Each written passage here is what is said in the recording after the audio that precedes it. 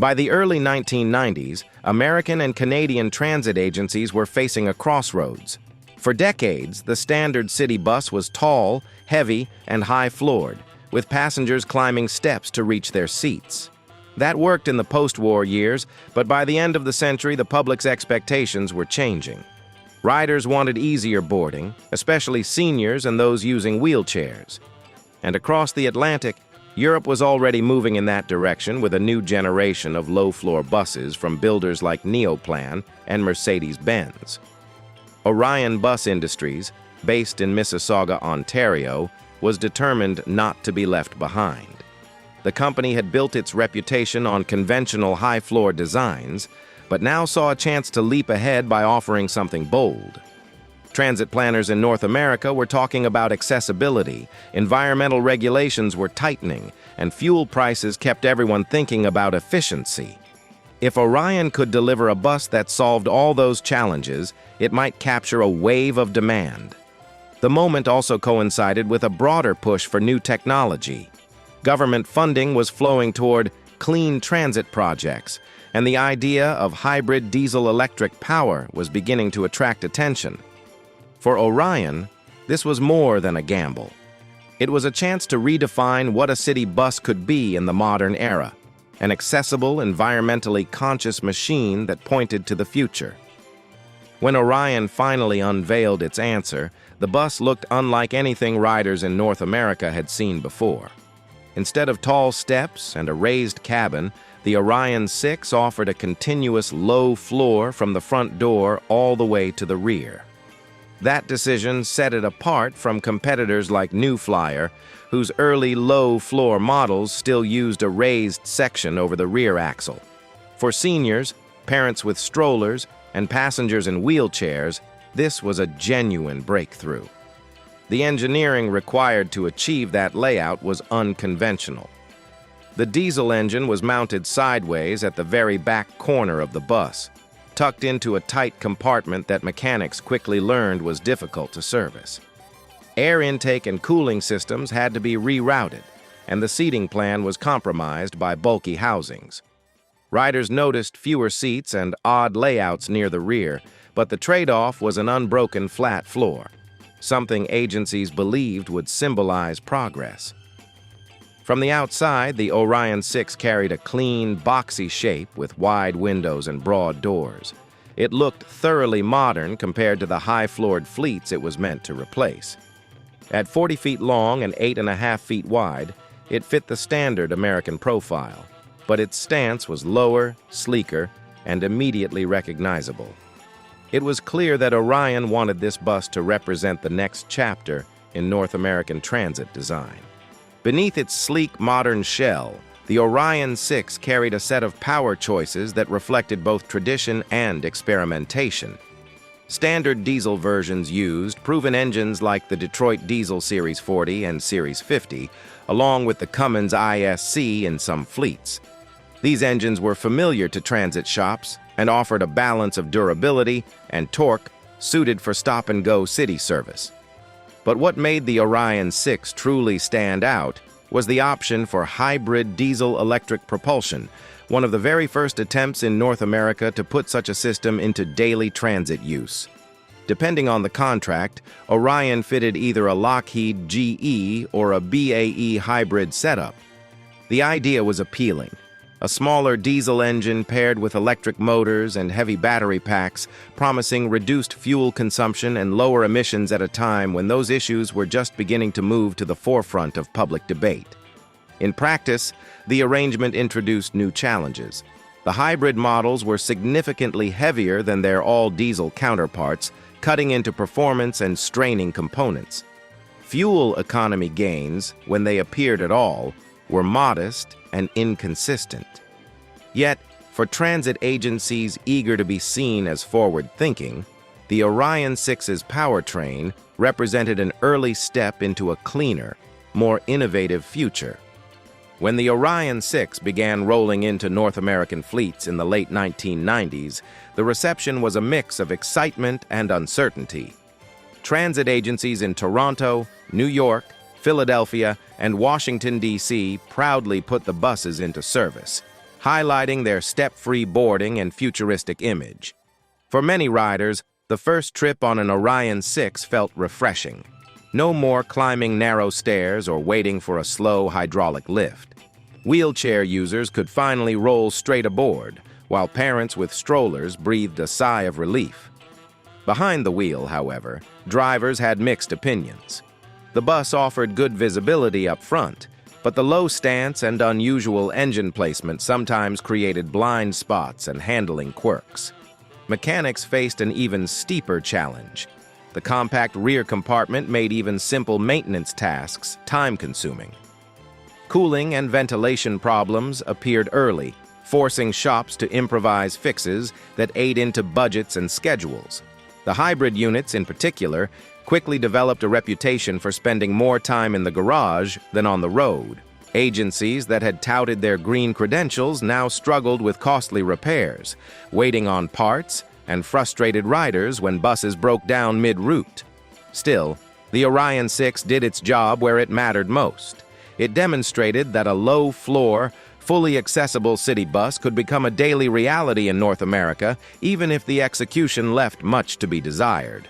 For all its problems, the Orion VI still brought genuine progress to the streets. The most obvious advantage was accessibility. By eliminating steps throughout the cabin, Orion created a bus that finally matched the spirit of the Americans with Disabilities Act.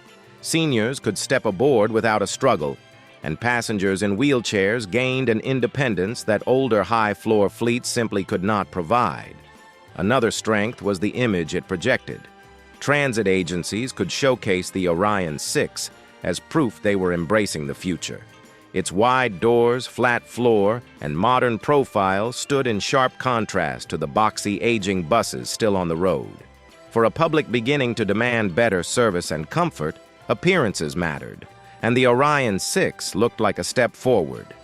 Even the troubled hybrid systems had value. They represented one of the earliest real-world tests of alternative propulsion in a heavy-duty fleet. While far from perfect, the experience gave agencies and engineers a starting point for what would eventually become the mainstream. In that sense, the Orion VI delivered something few buses of its era could claim. It helped move the industry into a new conversation about accessibility, technology, and the promise of cleaner transit. The same qualities that made the Orion VI look bold on paper also created its downfall in daily service. The most glaring issue was mechanical reliability. The hybrid powertrains, though visionary, proved fragile. Battery packs overheated, electronic controls failed, and the diesel engines struggled under the weight of extra equipment. Agencies that had invested heavily soon found entire groups of buses sidelined, waiting for parts or specialized technicians that never seemed to arrive on time. Even the all-diesel versions were far from trouble-free. The unusual rear corner engine layout left mechanics with little room to maneuver, making routine repairs a chore. Cooling systems were under constant strain, leading to overheats in the middle of summer service. Shops accustomed to the straightforward design of Orion's earlier high-floor buses quickly grew frustrated with the new complexity. Passenger comfort also took a hit. The continuous low floor meant seating capacity was reduced, and riders complained about awkward layouts, cramped legroom, and noisy rear compartments. For a vehicle promoted as modern and people-friendly, these shortcomings were hard to ignore. Finally, the Orion VI carried the weight of timing. It arrived before the technology was mature and at a cost higher than agencies wanted to pay. Competitors like the new Flyer D40 LF and Nova LFS offered low floors without the same headaches, making them safer long-term bets. In the end, the Orion VI was remembered less as a revolution and more as a cautionary tale about the risks of rushing untested ideas into mass transit service. When the Orion VI first hit the streets, the mood was hopeful. Transit agencies promoted it in press releases and photo ops, presenting the new bus as a symbol of accessibility and environmental responsibility. Riders were curious, and local media often described the Orion VI as a glimpse of the future. For a brief moment, it looked as if Orion had struck gold, but optimism quickly gave way to frustration. Maintenance departments reported escalating costs and growing backlogs. Mechanics joked that the buses spent more time in the garage than on the street. Drivers, who appreciated the flat floors for boarding, complained about handling quirks and overheating cabins. Passengers noticed the reduced seating and noisy rear sections, which undercut the modern comfort message agencies had promised. Some cities tried to persevere, hoping issues would smooth out over time. Others cut their losses early, retiring Orion VI fleets well before their expected service life. By the early 2000s, the bus had developed a reputation that no manufacturer wants: a lemon. In contrast, the New Flyer D40LF and Nova LFS quietly gained ground, proving more reliable and cost-effective. For Orion, the market's verdict was clear. Bold ideas alone weren't enough without dependable execution. Today, the Orion VI is remembered less for its day-to-day service and more for what it represented. It was one of the first serious attempts to bring full low-floor accessibility to North America, years ahead of the curve. It also gave transit agencies an early taste of hybrid propulsion, showing both the promise and the pitfalls of technology that wasn't quite ready. In hindsight, the bus stands as a reminder that innovation carries risk. Orion pushed boundaries, but without the reliability to back them up, the VI became a burden rather than a breakthrough. Still, its failures paved the way for improvements. The later Orion VII built upon lessons learned, while competitors refined their own low-floor and hybrid designs. By the mid-2000s, accessible buses had become the norm across the continent, a legacy the Orion VI helped to accelerate, even if it stumbled along the way. Very few Orion VI units remain today. Those that do are often parked in transit yards awaiting the scrapyard, or preserved quietly by museums and enthusiasts who recognize their historic role. For those who rode them, the memory is often mixed: admiration for their accessibility, frustration at their quirks, and curiosity about what might have been if the design had matured. How about you? Do you remember riding an Orion VI, maybe in Toronto, New York, or DC? Share your story in the comments. We'd love to hear it. If this trip down memory lane brought something back, give it a like and subscribe so you won't miss our next ride through America's transit history.